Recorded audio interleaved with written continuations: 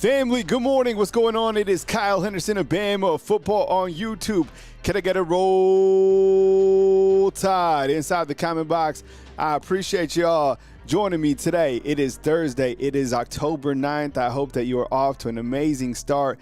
Thank you so much for being here. Definitely get inside the comment box. Let me know where you're watching from. I appreciate you guys always sticking with me. And I have so much gratitude for, being able to be on this platform and be able to cover the Alabama Crimson Tide going into a pivotal weekend. Every single weekend as we go forward is going to be monumental, right? It's Missouri. It's going to be Tennessee. It's going to be LSU. It's going to be Auburn. It's a week-by-week process, and we're going to get you through it. I know that I would imagine there's some nerves out there that you guys are a little bit worried about for Missouri, right? So I'm going to explain this to you. I'm going to tell you why, kind of the pros and the cons of going into a matchup like this. Be real with you guys. At the end of the day, I'm an optimist, so I am very confident that Alabama is able to win this game. But I do think you can't overlook a team like Missouri. And by the way, I spent a lot of time yesterday. Man, we went through it, making sure that the audio, the video, is tightened up. You know what? YouTube was throwing huge curveballs out yesterday. So a lot of people had to adapt who perform at this level. Like, I'm sure that if you watch the Hey Coach show, I think they were even caught off guard, right? So, man, the curveballs and being able to adjust on the fly and be able to pivot and constantly evolve with the program, it takes a lot. So I appreciate you guys, because you guys deserve an amazing product. And every single time I step on the platform, I'm always changing things. I'm always going through a lot. It's always growth. But it's okay. We can handle it, and we continue to move on, right? So got a great show lined up for you, and I really appreciate you guys being here today on Bama Football on YouTube. So I know what you guys want to talk about, and we'll start the show out talking about Ryan Williams and him being listed as probable, as well as Jaylen Mbakwe. But before that, let me give some shout outs to people that are coming inside the comment box. I really appreciate everybody who's here. So let me know where you're coming from and definitely represent your city. And we start out with Young C, man. What's up, Young C? I really appreciate you. We got Amanda Jane coming into the house. We got Alyssa Mitchell. I know we'll get your call tomorrow for our score prediction show. The last guy, what's up, man? Thank you for just becoming a fan funder recently, by the way. We also have Mindy Miss Careless. Thank you so much for always being here. We got Jermaine King. What's going on, man? We got Broderick. What's up, Broderick? Good to see you. Andy from the 710. What's up, man? Good to see you coming in to us from Colorado. That's what's up, man. Herman, good to always see you, man. Thank you so much. Ryan Paris, good morning to you as well. I love the morning shout outs. Puts me in a good mood. Miss Anita, what's up? Where you at? I appreciate you. Thank you so much. We have Mindy. We already said what's up. Miss Kimberly, what's up, Miss Kimberly? Miss Kimberly, how you doing? Bruce Williams, what's up, man? Good to see you as well. Cruising through. We got Miss Debbie. Miss Debbie's up in here. We got Anna. We got Beth. We got Crystal. All the ladies. All the ladies in the place with style and grace. All right, Jermaine, what's up, man? Steven, good morning to you, sir. I love your avatar, by the way. Marcus in St. Peace, what's up, dog? My dog. That's my dog, yo. That's my dog. Yo, Michael Williams, what's up? King's Family React coming to us from behind enemy lines. And Jarvis, man, what's up? Jarvis been a long time. Jarvis, I can never like publicly thank you enough, man, for always being like you, Patriot Life, Kimberly, Harmon. Like there's so many, people that I could that are the real, geez. Anita, what's up? Good to see you as well. So I just, I have a lot of gratitude every time I step on the platform. J Rob, what's up, man? Good to see you. And Will says, waking up with Bama football. Yep. The best part of waking up is Bama football in your cup. Ruben Poole, good to see you, man. Coming to us from Dothan, right? All right, cool. All right, so let's dive into it. And good morning to everybody. I appreciate you guys being here. Ethan, I see you inside the comment box. Good to see you as well. Look, yesterday when the injury report came up, Wednesday, Thursday, Friday, these things are going to drop at 7 p.m. So have your heads on a swivel if you're out there on X or whatever. And it started last year. And basically it was to give, I think it was honestly to give correct me if I'm wrong, it seemed like the injury reports were coming out so bettors could have a better idea of like who was healthy and who wasn't healthy, things like that, because you didn't have to disclose any of that before that. And I think in the NFL, you have to have legitimate injury reports. So going into this week, I thought what was interesting to me, and I'm starting at point number 1, talking about Ryan Williams being listed as probable. Brock RTR, I see you, dog. It is the fact that nobody knew that he was probable to begin with. And then I started thinking about this. You know, this guy, look, he missed week 2 with the concussion, and I'm dead serious. In week against Georgia and against Vanderbilt, he had hits to the head. Now, I don't know if any of that's connected at all. I'm sure we'd hear from that if that was Coach Jaylen Mbakwe. But, right, there's been 2 calls for sure on Ryan Williams that should have been targeting, in my opinion. So I don't know what probable, really means, what it means to me that he's probably going to play. And I get out there and people are like, oh, well, it doesn't matter, next man up. Yo, number 1, we want him to be healthy for his own, well-being. But number 2, you want Ryan Williams in a game like this. Ryan Williams needs to play and be healthy in all the games going forward. And I get it. Lazier Brooks is right there. But I'm going to tell you, look, when Ryan Williams is on and he's getting there, his performance against Vanderbilt was solid, right? Got for a touchdown, nearly 100 yards. When he's on, he's on. So got to make sure he's healthy. Probable, I would list him that he's going to play. And those 4 wide receivers that Alabama has that are starting are absolutely dangerous in every shape and facet, right? Like Jeremy Bernard, the man. Isaiah Horton, the man. Ryan Williams, the man. Lazier Brooks, the man. So listed as probable. Another one that was interesting too was Jaylen Mbakwe. I didn't know, there was nothing said on Jaylen Mbakwe, and he's listed as doubtful. So, and I know what your biggest question is, why don't Jaylen Mbakwe play more? I just told you why. Those other wide receivers are better than him, and you have to put the best wide receivers out on the field at this current point in time. Does that mean that Jaylen transfers and bounces out right now? No, it just means you're patient and you just wait. You're going to get an opportunity to play. Jaylen Mbakwe he's very good. He's just buried on the depth chart right now. Same thing with Derek Meadows. Same thing with Jalen Hell. And I think it's probably frustrating for the players maybe sometimes, but that's just life, and that's just college football. Sometimes you just have to wait for your opportunity. Now, did you see this? They were catching rugby balls. What did you guys think about the rugby balls? To be honest, look, I looked this up. NFL teams have been practicing with rugby balls. Other college programs have practiced with rugby balls. I personally don't like it, okay? From reading, it said that the rugby balls, they come in different shapes and forms, right? In my opinion, you should be catching the footballs that you play with or something smaller, right? To help your eye-hand coordination. Like catching a small tennis ball, or even something that a small rubber ball, right? A rugby ball, in my opinion, doesn't necessarily make sense. But as Dano said, people have been practicing with rugby balls for a long time. I am not against rugby. By the way, rugby's legit. Rugby? I used to have friends who played for the Albuquerque Aardvarks. It was a pro rugby team. Oh, rugby goes hard. If you ever watch rugby on TV, it is absolutely entertaining. Isn't New Zealand or Australia the king of... They have the top teams. So I don't know. Look, the rugby balls, whatever it is, clearly that's just a snippet of practice. Other guys who will be out or, doubtful, mostly out, are the guys right here on the right of your screen. So Quay Rusaw, he's out. Ja Latham, he's out for the season. Caden Jones, this is a new one to the addition. And then Jeremiah Beeman as well. Okay.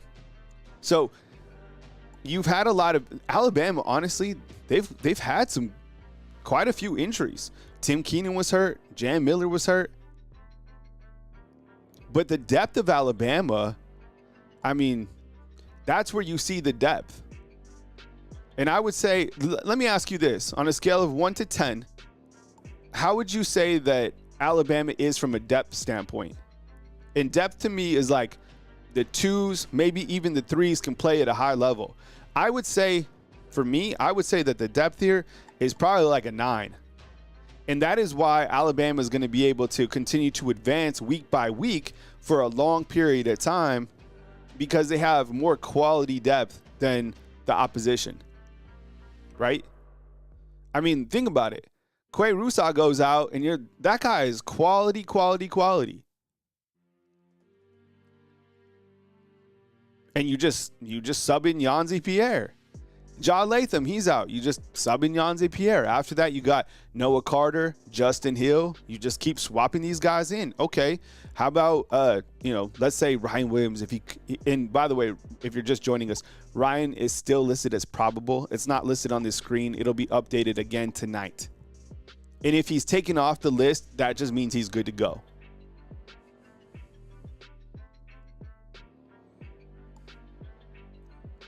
And if you were to take off any of the wide receivers, you're good. And look, this is the thing, okay? Even the quarterback position, as well as Ty's playing, the quarterback room here is very, very talented. So that's the difference between an elite level program like Alabama and a lot of the other programs out there. London Simmons, that's a great addition. Think about it. Tim Keenan was out for a little while. You had, and even Beeman, he's out. So there for a time you had to get London Simmons playing time. James Smith, he was out for a little bit, right? Hey, North Alabama Storm Chase, we'll get the graphic up tomorrow for sure. I kind of even switched things around today, so if we missed it, all good. Really good depth at Alabama, 100%. All right, let's talk about have to feed Jam Miller. Could I just get a thumbs up in the comment box for the recent play of Jam Miller?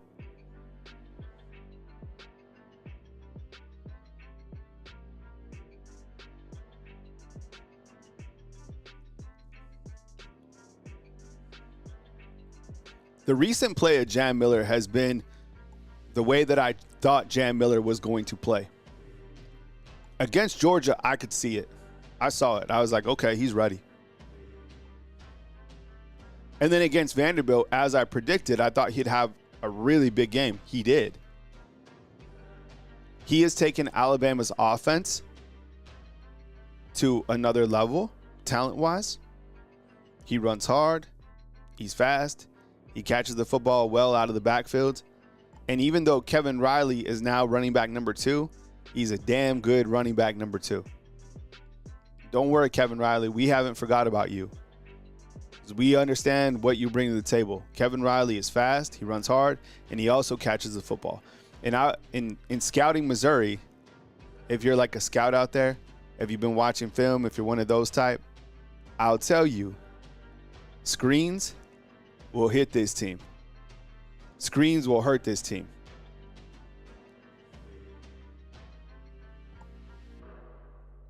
And I think, the way Alabama has been utilizing their screens to their running backs, you're starting, they're ready for it and they're built for it.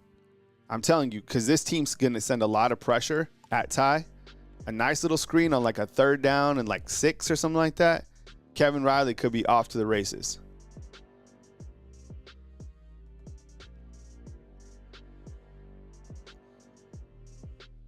I see someone inside the comment box asked about the gear. It's not copyright, it's trademark. So trademark is a selective law. And, the bigger the sites get, whoever owns those trademarks has a right to say, hey, you can wear a hat, you can have a logo on your show, this and that. So, but it's selective. That's kind of the interesting thing. So if you're out there and you see other, people using it, it's just selective. So no one's in the wrong. It's just, that's the law. We follow the law, right?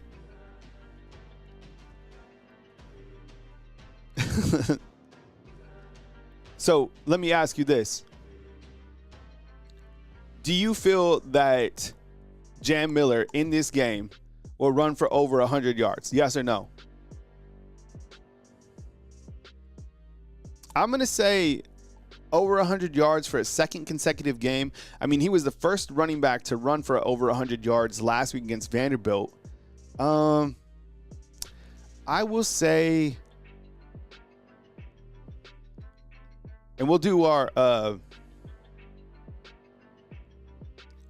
more or less. Let me see if it's even added from Sleeper, because Sleeper didn't have a couple of the college games. I was still waiting to see when they would come in. I'm going to say yes, that Jam Miller will run for 100 yards. Let me see if Sleeper, our friends, have added it to the board yet. Oh, yeah, they have, actually. So, and I'll talk about Sleeper in just a minute. Oh, wow. Sleeper only has Jam Miller rushing for 67, more or less. You know, so more or less on Sleeper, more for sure. Right? I think more than 67. I don't know about 100. But I'm saying I'm definitely saying more than 67. So anyways, you have to feed Jam Miller. Ty Simpson versus Bo Pribula. That's been a fun name to get to say, Pribula. I have to say it slow. Maybe my lips, I'm not sure. This guy's a damn good quarterback. He's very good. He reminds me of Ty Simpson. He's not. I think Diego Pavia presents a little bit more from Pribula, because I think he's, you know, he packs a little bit more punch. But Pribula, I think, is a better passer. I think he's a better passer, and he can run really well. I bet Penn State wishes they still had him. And you know, you had two good quarterbacks, Drew Aller, Pribula. You know, one of them had to leave, but this guy is good. He's a very talented quarterback. There's so many talented quarterbacks in the SEC. And that'll be one thing, Andy, like Andy 710 inside the comment box talking about Pribula, is who have they played? And that's one of the biggest questions when I've been looking over, you know, social media, the Facebook channels. Like, you know, I understand Missouri is a good team, but they haven't played anybody, which is true. They really haven't. They haven't faced a defense like this. They haven't faced a secondary like this.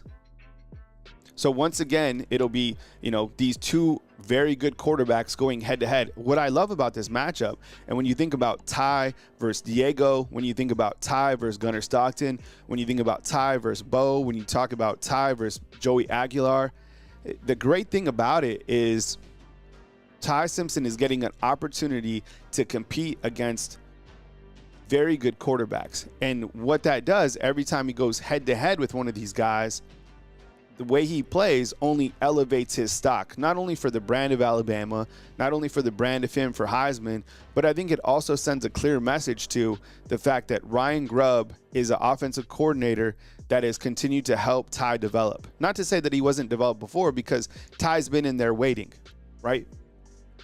But my point is, Ryan Grubb has put him in a really good position, and Ty Simpson is outdoing these quarterbacks with his own playmaking ability and the schematics from Ryan Grubb and the playmakers that he has. He's very dangerous, man. This guy, just like Kirby Smart said a couple weeks ago, this guy is the hottest quarterback in the country, and he continues to get better. And he's not, let me ask you this, inside the comment box, yes or no?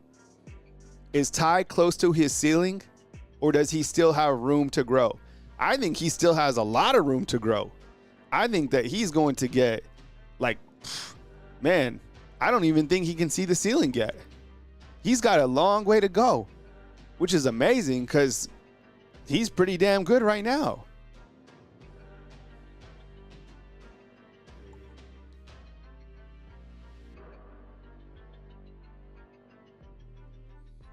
Still have a lot of room, right? Not even close to his ceiling.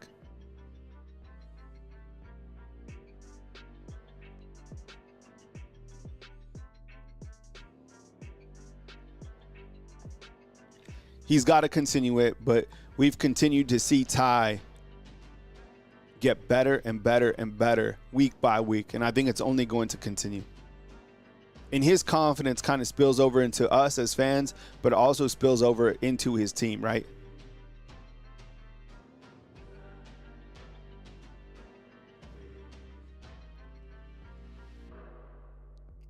All right, want to give a shout out to Sleeper, our sponsor of this video. If you download the app right now, you get just $20, and you can make more or less picks.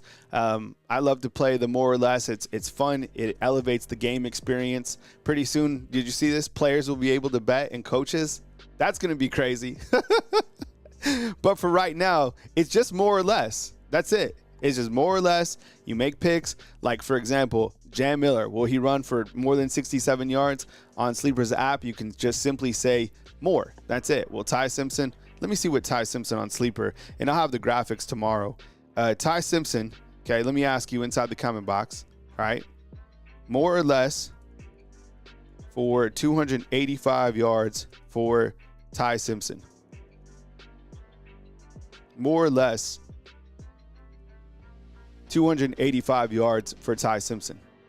Sound off inside the comment box. Bo Pribula is set at 204. You know, last week I didn't think that Ty would be able to, throw for over 300 yards, not because he was going to be prohibited. I just didn't think that was going to be part of the game plan. He threw for 340 yards. So going against Missouri, and I think this will probably be one of the main keys of the game, right? Is Ty Simpson and his weapons versus Missouri's defense, and specifically the secondary. Andy's like, I think he'll throw for exactly 285 yards.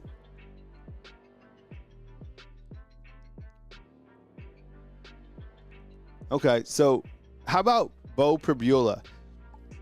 He's set at the exact same number that Diego was last week.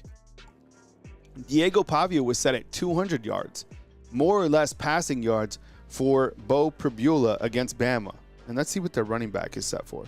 Ooh, this is good. This is good. I like this next one too. More or less for Hardy.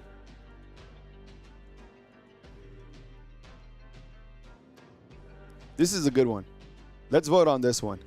How about this? So, Ahmad Hardy, who's our running back, right? A beast. This guy's an absolute beast. He's set on Sleeper to run for 99 yards. Will he run for 100 yards versus Bama? More or less? Ahmad Hardy. Man. If he runs for 100, we got ourselves a game, right? Because you know that Missouri's been moving the ball, maybe a couple chunk yardage type plays. I'm going to say under on this. I think Missouri will get theirs, but I don't know if they'll allow Hardy specifically to run for over 100 yards. If he does, if he runs for like 120, 150, something like that, you're going to have, you could either lose the game or it's some sort of, it's super, super tight. The more yards he runs for, the better chance Missouri has to win this game. Remember Tennessee last year, right? They controlled the time possession. Dylan Sampson had like what did he have, like 120?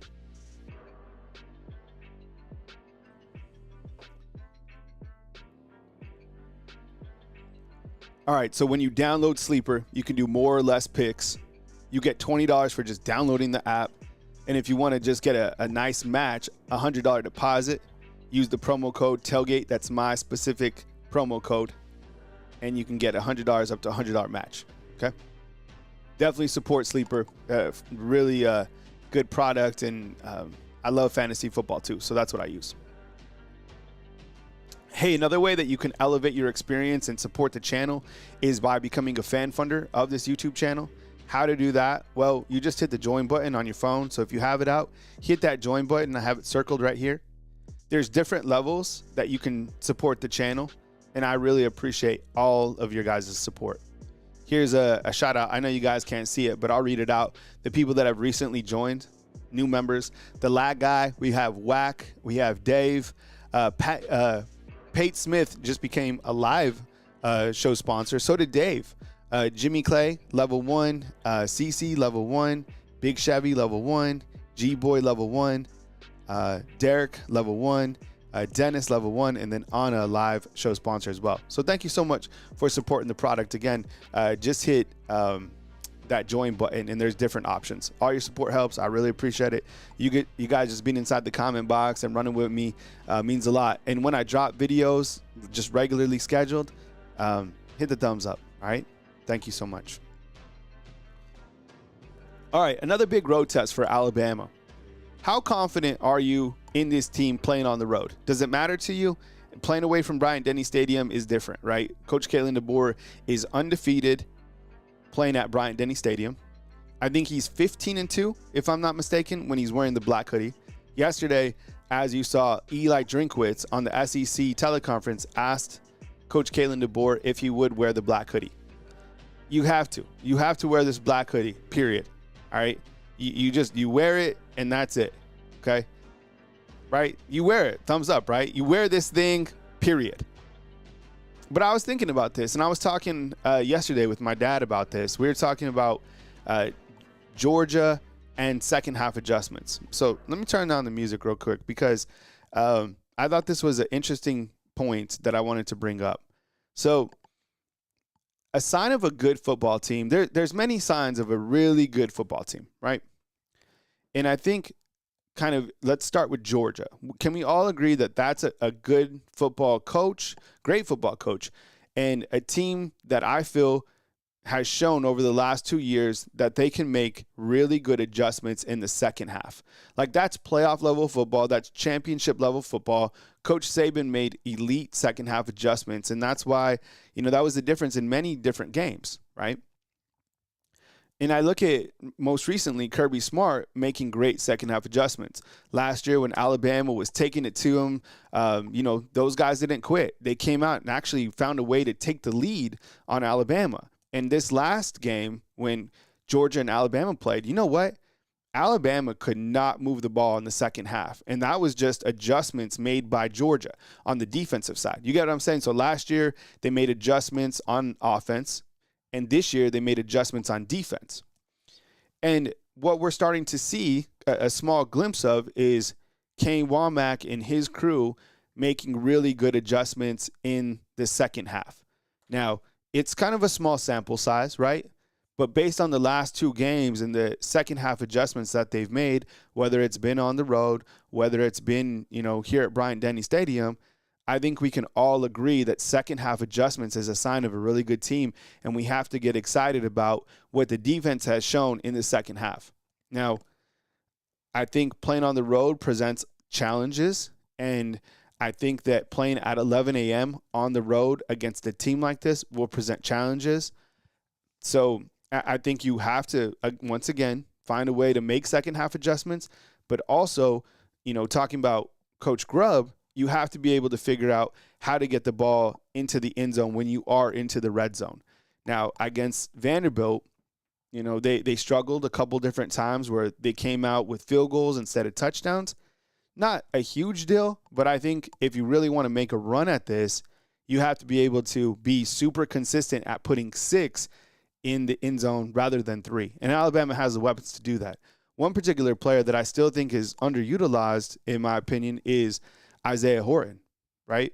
Can we all agree that we'd like to see Horton a couple more times? And I get it. There's a lot of mouths to feed out there. But Isaiah Horton, he kind of adds a different element with his frame. 6'4", he's the bigger wide receiver that Alabama has.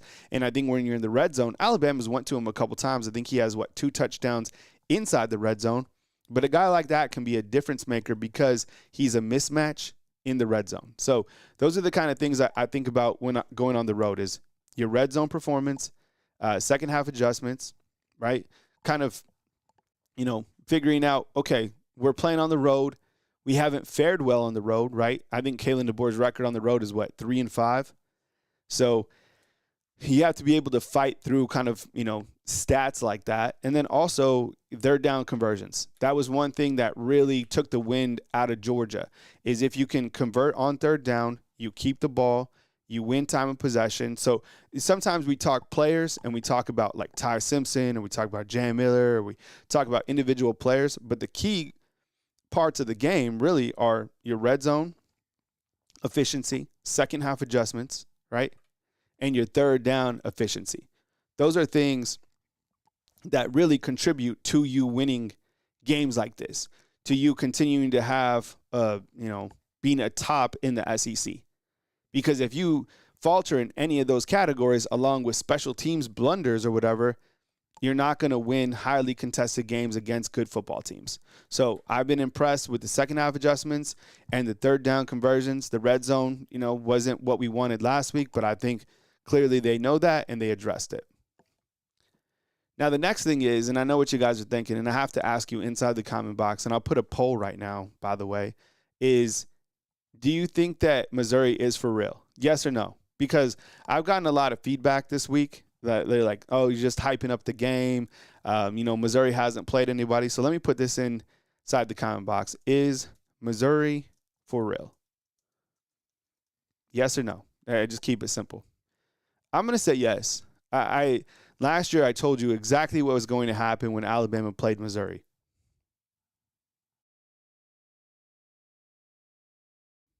Missouri didn't have any offense. I think they're down to like the third string quarterback. I think their running back was hurt. They had a ton of injuries. It was at Bryant-Denny Stadium. I think it might have been homecoming. I can't remember if it was home. Whatever. I knew that Alabama was going to take them to the woodshed. It was a shutout. I knew it would be a shutout, right? This is a different Missouri team, and I think that are they for real? Yeah, they are for real. Are they like the same old Missouri team? No. Are they capable of beating Alabama? Yeah. Do I think they will? No. But they're a good football team. They have, like I've said, they haven't, and like you have said, actually, they haven't played anybody really that really stands out other than South Carolina, and they beat South Carolina with Lenora Sellers. But this is a completely different team. Their quarterback is really, really good. Their running back is really good. I was glad to see Ty Simpson. He had an interview, and he was talking about it. Kind of, you know what it reminded me of? I think this was like a couple days ago. Ty Simpson had an interview. I think I don't know. He was talking to the reporters, and he started listing off players from Missouri, like, based from his film research. And it reminded me of Mac Jones when Mac Jones during 2020 started listing off all the Missouri players. Remember, that was the first SEC team they played. Now, that's really the only comparable in my mind that Ty Simpson has with Mac Jones, because I see sometimes I'll ask, like, what are comparisons to Ty Simpson? And people are like, Mac Jones. No. Ty Simpson is not comparable to Mac Jones. I think that if like maybe category-wise, efficiency, yeah. But they're completely different players. Completely different players. Ty Simpson is more like Baker Mayfield. He's more like a Bo Nix type player. Mac Jones is a pocket-style quarterback. Now, he does have athleticism. He does, but not like Ty. Like the side-to-side kind of extending plays. He's like he's closer to like a Bryce Young in a comparison than a Mac Jones. Anyways, back to Missouri. This is a good football team. And I think the challenge for Missouri will be having to figure out with the speed difference from Alabama compared to the opponents that they played. Because they haven't played since in a couple weeks, and they had an extra week to prep for Alabama. But there's no way to prep for this type of speed. Alabama is fast, right? So imagine getting ready and trying to simulate Alabama's offense. You can't. You just can't. Jeremy Bernard trying to figure out where he's going to be, all the misdirection that Alabama runs, maybe some gadgetry that, Grubbs has. I don't know. I mean, it's going to be hard for Missouri's defense to prepare for Alabama. I think the best way to still attack Alabama, and something I'm going to talk about next, is the offensive line. Because I still don't feel that Alabama's offensive line is to that elite status yet. Will they get to that elite status? I don't know. I hope so. They seem to have the guys, but the right side of the offensive line for the last couple of years has been a catalyst to a lot of their issues, right? But it does seem like the offensive line is about to make a breakthrough. I don't know. Before I get to their offensive line, I just want to tell you that Missouri is for real. And what's the line at right now, Jarvis? Is that 2.5? And I think the money line is all on Missouri, too. So people think that Missouri can beat Bama. I think they can. I think it's any given Saturday.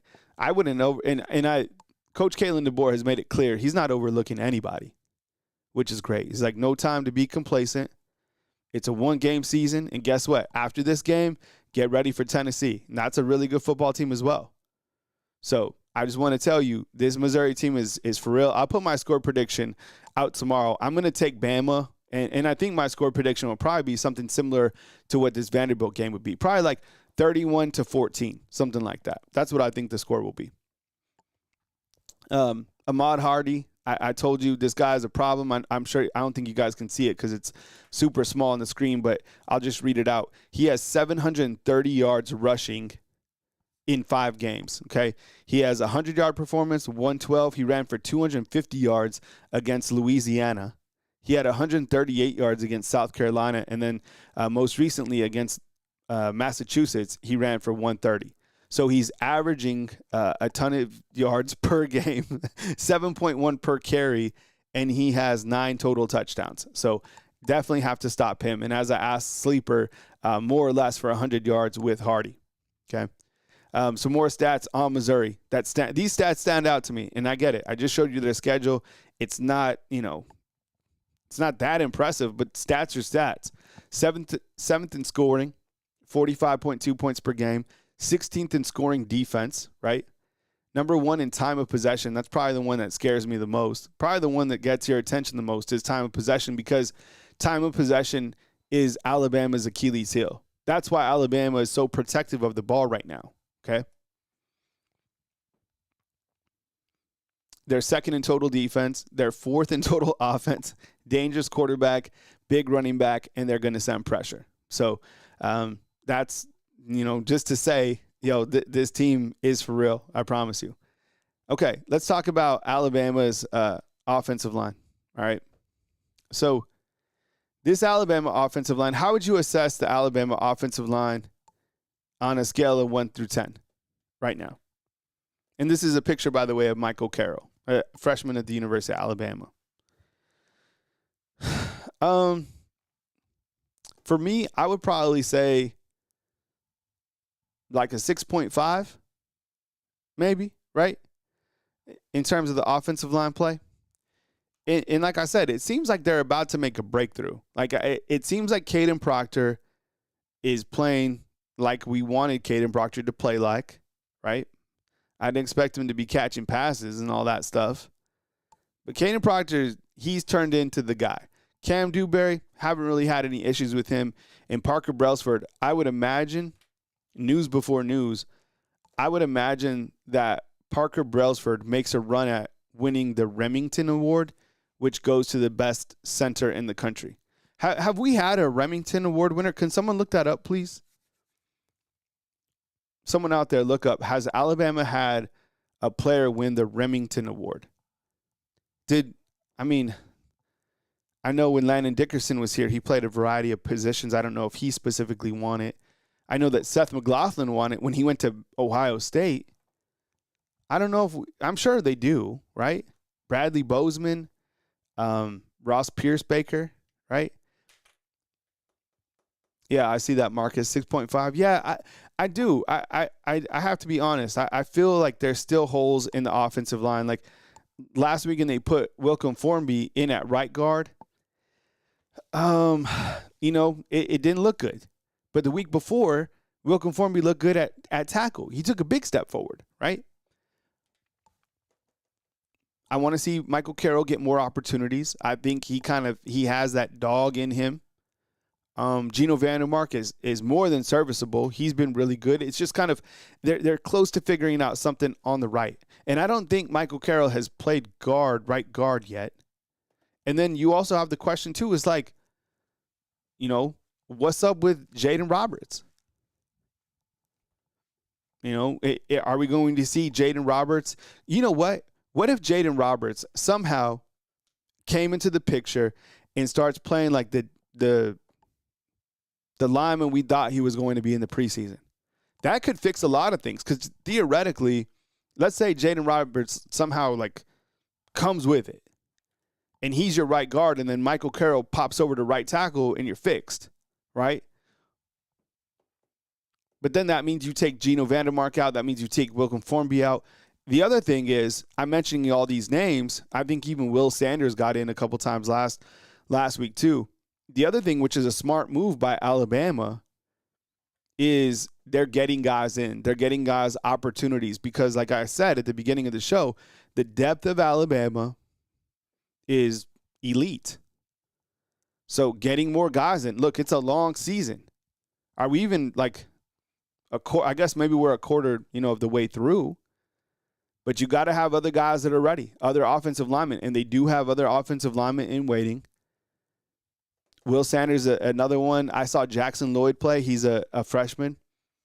So the Alabama offensive line for me right now, probably 6'5". And we just got our first super chat of the day. Hey, thank you, Caleb. I appreciate it, man. Jose Cruz is saying, Caleb, JD5, Travis, and Bo Pribula. Are you a Missouri fan? Jose Cruz? That's what's up, man. I appreciate it, man. Thank you for supporting the show. All right. So you guys are saying, Ronnie Giles is saying Barrett Jones and Landon Dickerson. They won the Remington Award? All right, cool. Yeah, I mean, I would figure that one of those guys won. I can't remember. I wasn't here for the Barrett Jones time, but I was here for Landon Dickerson. Landon Dickerson's one of my favorite players. My all-time favorite Alabama player is Devontae Smith. Devontae Smith, and it's hard because I've covered since I've been here. The amount of players that I've covered is crazy. All those guys are in the NFL. I love Jalen Hurts, but the thing I love about Smitty is, man, I could go on and on about Smitty. I think he kind of has that Mamba mentality. He didn't say much. He just worked. That was it, right? All right, let's talk about the Alabama kicking game. So this Alabama kicking game, 7-10 and 2 of 5 from 40 yards out. That's the number that scares me the most right here. Is not necessarily the 7-10, but the 2 of 5 from 40 out, because you're going to get in some tight situations going forward, right, where you're going to need a big kick from 45 out, close to 50 yards. Game might be on the line or whatever, and Connor Talty comes in, and he's been shaky from 40-plus. Now, in this last game, he rebounded, and he kicked some short field goals, right? He was, he missed from 40 yards out, and then he came and hit 3 field goals that were like from 30, under 40 yards. Let me ask you inside the comment box, what is your confidence level in Connor Talty right now on a scale of 1 to 10? See, even Max don't even want to talk about the kicking game. Hey, and good morning, Jose Cruz. Looks like, you're a Florida State fan. I got you. Okay, that's cool, man. Welcome on in. Appreciate you. Yo, did you, Jose Cruz, while I'm letting everybody answer on Connor Talty, I have a question for you regarding Florida State, or maybe someone else that saw it. Did you all see this? Mike Norvell has a black eye. Did you see this? I'm always kidding. I follow college football, and I follow War Chant. I think they do an amazing job. But Mike Norvell has a black eye. I don't know who punched him, right? Unless he walked into something. Hey, Michael Coleman, what's up, man? Good morning to you. I appreciate you being here. So I see a lot of feedback regarding the kicker. It's on the lower side. No surprise. 5, 6.5, 6, actually a little bit 7, a little bit higher than I thought. Mike G's though says 0. I'd probably say I'm gonna say 5, and then from 40 plus, like a 4, right? Like 40%, right? So this guy needs to turn it up. There's nothing more to be said. And I think the punter has had a good season. Last game against Vanderbilt, he kicked a short punt. That was his first bad punt, all year, in my opinion. Kick returners, I think, have been fine. Punt returners have been fine. We haven't had a real big special teams play this year. Okay, so Jose says a black eye is a residual from the Miami game. Yeah, I don't know what that was. Oh, Mike Coleman, what's up? Mike Coleman with the 20 spot, man. What's up, Mike? Good to see you, bro. Thank you for your support. Mike's been here, now, several years now on the channel, and always very supportive. We appreciate you, Mike. Thanks for being inside the comment box and for supporting the program, man. Goes a long way. We really appreciate you. So, and as you guys know, tomorrow I will come back with the show in terms of the score prediction show. So if you have a score prediction or whatever, you can call in and, we can catch up on the score prediction show.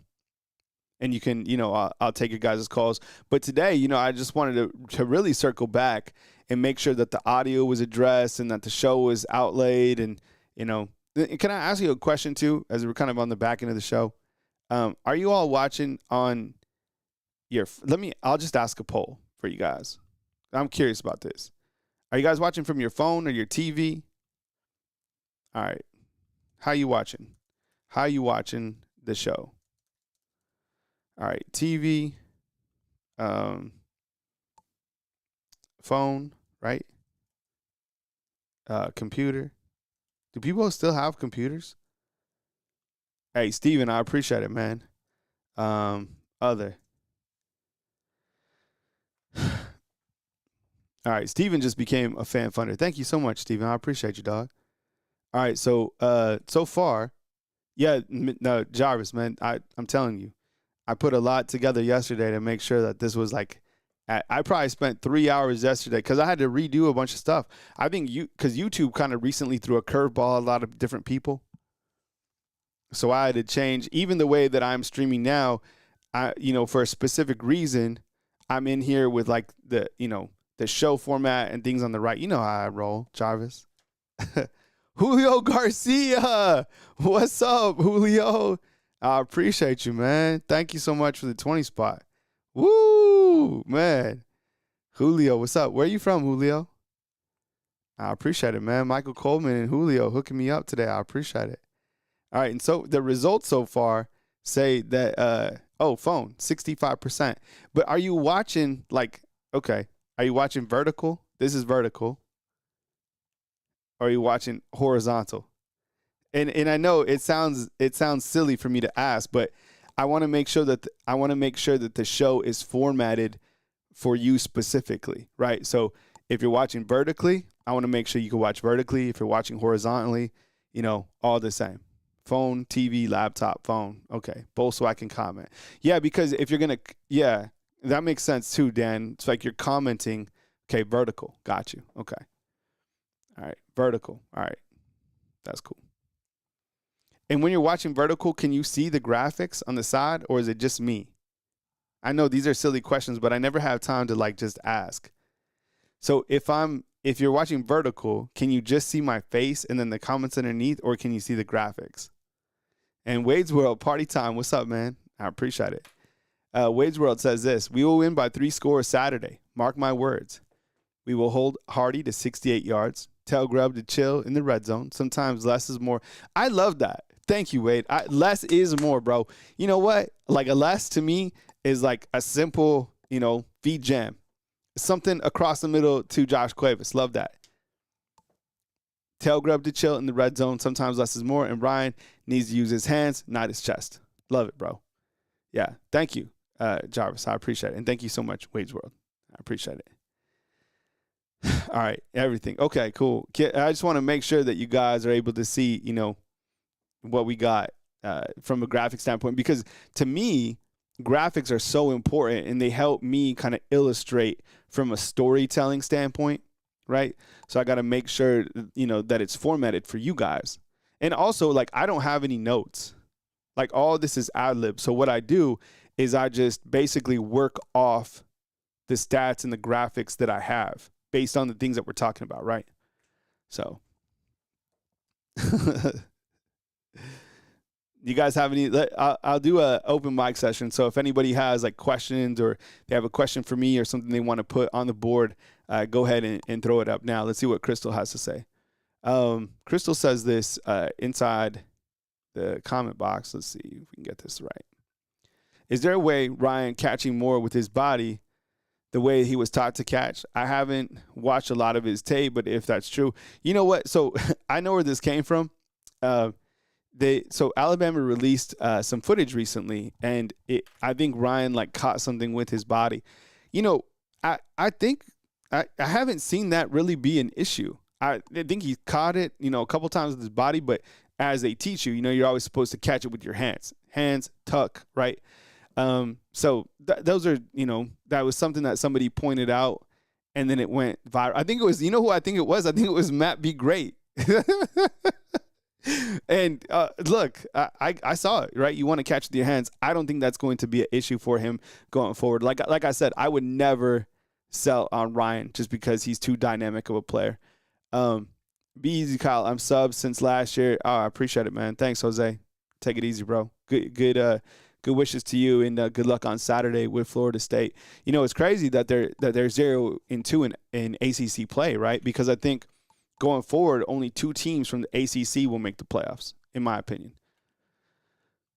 Jarvis, my boy. He says, yeah, I appreciate it. Thanks, Jarvis. Overcoming adversity yesterday. Man, I DJ on the side, so I know how frustrated. Oh, my God, dude. Seriously, that was you. I'm telling you. And I was talking yesterday. I was like, is there any other profession out there where you run into like these, like they're all curveballs? Because I didn't go to school for any of this. Everything that I do, honestly, I've taught myself. And you run into different audio issues or something or this or that. And it's just good luck. And when you're live, you're just oh my God, what do? You avoid not having a crash out. But you know me, I want things to be pristine for you. You deserve that. So, no, I appreciate it, man. I didn't know you DJ'd on the side. That's what's up, man. I appreciate the super chat. What else, man? What other questions or comments do we have inside the comment box? I'll let you guys wrap for just a few more minutes, and then I gotta go get an oil change today. You know how that is. Hopefully, I'll be able to cruise on in there. My son's been changing his own oil, so maybe I could just have Caden change the oil. Caden's a grown man. So proud of that kid. Kills it. He'll be home here at 12:30. All right, Darren, what's up, man? Let's see what Darren has to say. Do you think SEC teams will have an advantage in the playoffs versus teams like Ohio State and SEC will be more battle tested? I think you could look at it each way, right? Because on one hand, I think the SEC teams will be battle tested, but battle tested meaning, man, they might have injuries. They might have gone through kind of that grind of those gauntlet of schedules, and who knows how you're going to be by the playoffs. Whereas those other teams, man, they can pretty much coast after the third quarter. Who else are they playing? You know what I'm saying? So I think the schedule will help the teams that can stay healthy. I just worry about the teams from a healthy standpoint. You know what I'm saying? Because I think the grind of what Alabama is going to continue to go through, it's only going to wear and tear. And Alabama is a team that can survive that, but other programs certainly can't. So that's a good question to think about. I think those other teams will be healthy, right? Unless they come across some bad luck, but they really only have to play 3 quarters of play, in my opinion, against some of those other teams. Dana wants a good phone case. Can you help him out inside the comment box? I've had this phone for a while. I don't get phone cases are $80. It's crazy, right? So how much is a phone? A phone is $1,000. It's just so crazy. Kyle, how confident are you in the fact that Bama will limit Missouri's rushing attack? I don't feel confidently about that for Bama can shut down the run game completely. That's going to be a tall task. Ahmad Hardy, he already has 700 yards on the season. I actually like this test because, I guess you went against a running quarterback last week that was a dual threat. This guy, I would say he's a dual threat as well. But, who's the best running back that Alabama has faced so far this year? It's probably this guy, right? So how are you going to continue to transform as a defense? Can you stop and limit the chunk yardage plays that you've allowed, this season so far? Florida State had a ton. Georgia had a ton. Vanderbilt had some, right? But I don't think they've went against a running back that can kind of, grind. And how are they going to step up in that situation? I'm confident that they can make adjustments to stop it, but, confident in stopping big plays, I'll believe that when I see it. All the teams that have kind of, that they've played that have been good have reeled off really big plays. Hey, BJ, I appreciate it, man. Thank you so much. I know, Lisa, 100%. Yep. Yeah, and I have a truck, so that's what I'm in for here in a little while. MM says, what are you eating for the game? Man, Man, game days are crazy for me because it's a day where I work pretty much all day, and I work like all day Sunday. I wish you guys could see kind of this life because like I'm on air, but then after this, I have to cut up the content. I run the Facebook channel, all that stuff. It's a full time. I never stop, but it is flexible, so I can be here for my kids clearly. But the work don't stop. And I have to slow myself down because I definitely can overwork, right? Like I'm never ever satisfied. So covering an 11 a.m. game is cool. It'll give me some time to maybe get a workout in the morning. I'll probably have, I don't know, I'll have a big breakfast on Saturday, but I haven't even thought about that, man. I'm getting hungry though. I will say that. Mike G is asking what's up with Ryan Williams. Right now he's listed as probable. We talked about that at the beginning of the show, Mike. We didn't even know he was injured. It just kind of like came out. So probable, right? He's going to play, but Jaylen Mbakwe is listed as doubtful, and a couple other guys on the defense are out for this game, right? Yeah, Caden is a beast. Caden is on a whole different level. He's pre-calculus as a junior, so, sitting down with him, watching him, go through his math is like way above my, brain power. So yeah, it's amazing to think that we'll start doing some college visits here pretty soon. I'm encouraging him to go out of state, just for the experience, right? I mean, clearly we live in Tuscaloosa. He could just go to the University of Alabama. But I love like the out of state experience. I think that's where you grow when you get away from your parents and, you can kind of spread your wings and develop like who you really are as a person, right? Hacker Music says several NFL players use their body to catch the ball across the middle of traffic. I've seen it, heard him before. Yeah, and I think that comes to, the whole Ryan Williams deal. Is he catching, with his body or not, right? Let's see. What else we got inside the comment box? Someone was saying get the hands dirty for the for the oil change. Yeah, that you're right. I could probably just do it. I got a ton of other stuff that I'm doing, so there's only so many times. Plus, man, I'm like shuttling my daughter around like crazy. So from 3 to 4, so she comes so on Monday, I take her. She has an appointment on every day at 4, and then on Tuesdays I take her to theater. And then on Wednesday, I take her to voice. And then Wednesday night, she has church. She went to church this morning. And then she's auditioning for Annie here in Tuscaloosa at the Bama Theater. There's 140 people that are trying out for Annie. So she's trying out for Annie in a couple different roles. I'll keep you guys posted for sure. Star Wars says this. Kyle, how do you feel about Missouri taking a bye week? Do you think that they may have a major effect? Missouri is now rested. And I appreciate you. Thank you so much, man. Yeah, I think that the couple things that do bode well probably for Missouri is the fact that they did have a rest game. Even before that, they were able to, play UMass. So they probably have had a lot of time to dive into Alabama, right? Like they probably had maybe a month to prep for the Tide. Think about that.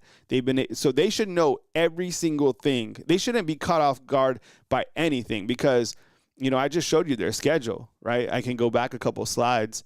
Think about this. So probably after South Carolina, they've probably been prepping for Bama for a long time. Good point out. And the game is at 11 a.m., which I think is just weird. Dano changes his 250. Love it. 250s I love them, man. Dirty. Anyone from the Mobile area? What's up, Army 3275? Hope you're feeling well. I know you just got cleared of cancer, right? Man, so prayers out to you. And I think we had Miss Jenny Cackney. I know she's been battling, cancer for a long while, and I think she just got a positive report as well. So, real happy to, get that sort of news because there's so many people on the channel and stuff, and everybody's going through something. I think as you go through life, you just understand people are just going through whatever, and it's amazing to see how they deal with it. And so that's why I always try to treat people with the utmost respect because you never know what they're going through, period. And I think that's kind of some good advice to live by. See if there's anything else inside the comment box. Yeah, people with kids inside the comment box, like you're busy, like Amanda. I get it, 100%, right? Young C, he's 15, turned 16 in December. Yeah, that's when Caden's birthday is. His December 16th. No, December 16th. December 31st. That's when Caden's birthday is, and he'll be 17, right? You guys talking about Ferrari parts. Mobile up in the house. Mobile, yeah. Love me some Mobile. You know, I went down there this summer. I had a good time. Treated me well. I love that area. LA is dope. You know, and I used to live in the other LA, but now the closer LA is down in LA. Hey, fam, I appreciate you guys. Thank you so much. Oh, I just saw this. Lag Guy, prayers up for the Lag Guy as him and his fiance battle through that. You know, people battle. You know, I have a friend and his wife. They're going through cancer, and you take it day at a time. You trust in God. And, you know, you just continue to be positive and to be grateful for the time that you have, because that's all we can do, right? It's like, that's what I always say, be where your feet are at. Stay in this present moment. Never get too far ahead. Never go in the past. All you got is right now. So take a minute, just be appreciative for the time that you have, for the opportunities that you have, and maybe some opportunities that missed you, you know, because sometimes those opportunities just aren't meant for you. So, you know, I think we can all you know, do a better job of kind of living in the present. So I appreciate you guys being here. Thank you for kicking with me always right here on Bama Football on YouTube. I hope that I was coming in loud and clear, and, you know, always try to put on a good show for you guys. So coming to you from beautiful Tuscaloosa, Alabama on this fine Thursday, October 7th. October 7th. Oh, my God. Kyle. All right, let's try to do it again. Coming to you on Thursday, October 9th. At 11 a.m., Kyle Henderson. Bam. You know what? It's the music. I do a better job with the music because it hypes me up. That's why I always have a little bit of music playing behind. Watch. Coming to you from beautiful Tuscaloosa, Alabama on Thursday, October 9th, Kyle Henderson, Bama Football on YouTube. All right. Love you, fam. Take it easy. I'll catch up with you soon, or as news happens. See you, fam.